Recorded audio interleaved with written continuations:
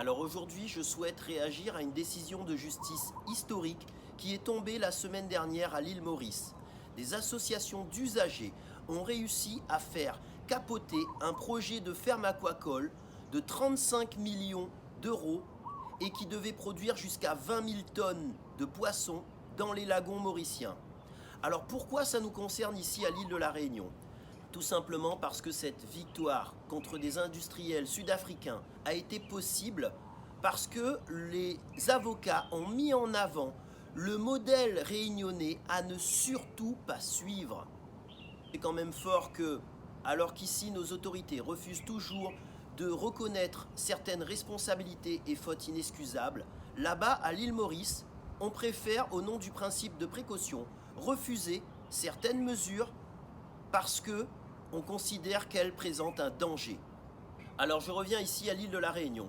En 1999, en baie de Saint-Paul, on a eu un projet de ferme aquacole qui a abouti. Et nous, alors que le risque requin était quand même établi, notamment en baie de Saint-Paul, il n'y a eu personne parmi les institutions, les scientifiques, les autorités, pour se poser la question d'un éventuel principe de précaution, sachant que cette ferme aquacole a été implantée à moins de 2 km du début de la zone balnéaire et de la plage de Bouc-en-Canotte. Et pire encore, dès son implantation, des requins ont commencé à attaquer la structure et ils ont été obligés dans les premiers mois de mettre un deuxième filet pour protéger les poissons. Encore plus tard, à de nombreuses reprises, des requins ont attaqué cette structure au point qu'ils arrivaient à trouver des requins bulldogs morts coincés dans les filets au petit matin, comme sur cette photo. Et donc toute cette situation, à aucun moment, n'a inquiété nos décideurs.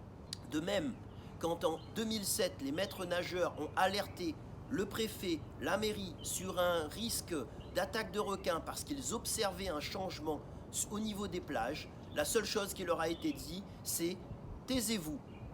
Alors dans ce cas-là, non seulement il n'y a pas eu de principe de précaution, mais bien plus grave, on a tout simplement étouffé les alertes. Encore plus fort, le même scientifique qui, ici à l'île de la Réunion en 2014, a indiqué dans le programme Shark que la ferme aquacole n'attirait pas les requins plus que ça. Et bien là-bas à l'île Maurice, il a reconnu que les fermes aquacoles représentaient un réel danger en termes d'attaque de requins. Non, les requins ne sont pas inféodés ici aux cages d'élevage de la société aquacole. Ça, c'est complètement faux et Tu es formel. je suis formel. Ces cages, en fait, sont pour moi, c'est des zones de passage. Et c'est sûr qu'ils sont attirés par ce dispositif qui est dans l'eau. Ce récif, on peut dire que c'est un récif artificiel. Mais à l'heure actuelle, on peut absolument pas dire que c'est à cause des cages aquacoles qu'il y a des requins bulldogs en baie de Saint-Paul.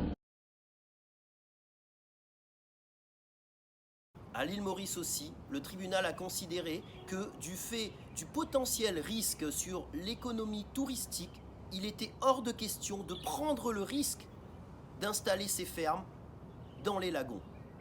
Nous ici, à l'île de la Réunion, l'économie touristique est en souffrance. La zone balnéaire a été transformée en un cimetière et nos autorités s'en moquent royalement. À l'île Maurice, ils mettent en avant le principe de précaution, qui est pourtant un des piliers du droit français, mais qui, ici à l'île de la Réunion, dans le cadre du risque requin, a tout simplement été enterré. Alors cette affaire nous renvoie bien évidemment à la création de la réserve marine en 2007. Il faut savoir qu'il y a eu des réunions préparatoires en 2006 et que des personnes ont alerté sur un risque d'augmentation du nombre de prédateurs si la réserve marine est mise sous cette forme.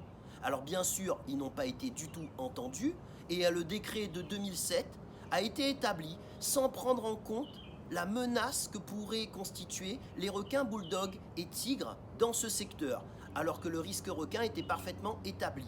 Il n'y a même pas eu un garde-fou dans la législation pour pouvoir faire face à ce risque.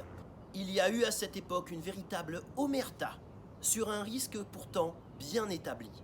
Le principe de précaution, non seulement il a été balayé, mais en plus, toutes ces recommandations ont été totalement occultées, étouffées. Ils ont fait une législation qui ne tient pas compte de la présence des requins bulldogs et tigres sur cette zone qui, je vous le rappelle, est le cœur de notre zone balnéaire que la réserve marine est venue phagocyter en 2007 avec sa réglementation qui, encore aujourd'hui, en 2019, ne permet pas de toucher un requin bulldog ou tigre sur nos plages populaires telles que Boucan-Canotte ou Saint-Gilles-les-Bains. Et c'est peut-être ça qui est encore plus grave, c'est que non seulement il n'y a pas eu de principe de précaution, mais il y a toujours un refus catégorique de la part des autorités et institutions d'envisager toute évolution. Et c'est pour ça qu'on continue de tourner en rond et ils pourront mettre des millions d'euros, expérimenter toutes sortes de gadgets. Malheureusement, dans la nature, on est soit une proie, soit un prédateur. Et en mettant cette réserve marine sur la zone balnéaire, les autorités ont transformé les Réunionnais en proie, en chair à requin. À partir du moment qu'on a enlevé la pêche traditionnelle qui constituait une menace sur cette zone, eh bien, les prédateurs qui sont ni méchants ni gentils ont récupéré cet espace et lorsqu'ils voient des stimulations, passent à l'attaque. Et le tribunal à Maurice a ajouté quelque chose de très important. Il a dit « La bonne gouvernance exige que le régulateur ne doit pas, de quelque manière que ce soit, être impliqué dans une décision ayant trait au sujet qu'il doit réguler. » Et cet argument du tribunal nous renvoie bien évidemment à la situation à l'île de la Réunion, où on a un sous-préfet de Saint-Paul, c'est-à-dire l'État, qui est à la fois président de la réserve marine et président du centre de ressources en charge de la gestion du risque requin. Et donc, depuis 2011, il refuse catégoriquement d'imaginer qu'il puisse y avoir un problème avec la réglementation de la réserve marine qu'ils ont mis eux-mêmes en place, puisque cela engagerait bien évidemment leur responsabilité et poserait des questions sur l'absence totale de principe de précaution s'agissant du risque requin à l'époque de la création de la réserve marine en 2007. Alors, cette décision à Maurice nous donne espoir, parce qu'actuellement, il y a des procédures juridiques en cours menées par des familles de victimes ou par des associations dont le but est de faire reconnaître les responsabilités et les fautes inexcusables, et notamment cette absence totale de principe de précaution dans ces mesures qui ont été prises ces 20 dernières années et qui conduisent aux conséquences économiques, sociales et humaines majeures que l'on connaît depuis 2011 dans le cadre de la crise requin à l'île de la Réunion.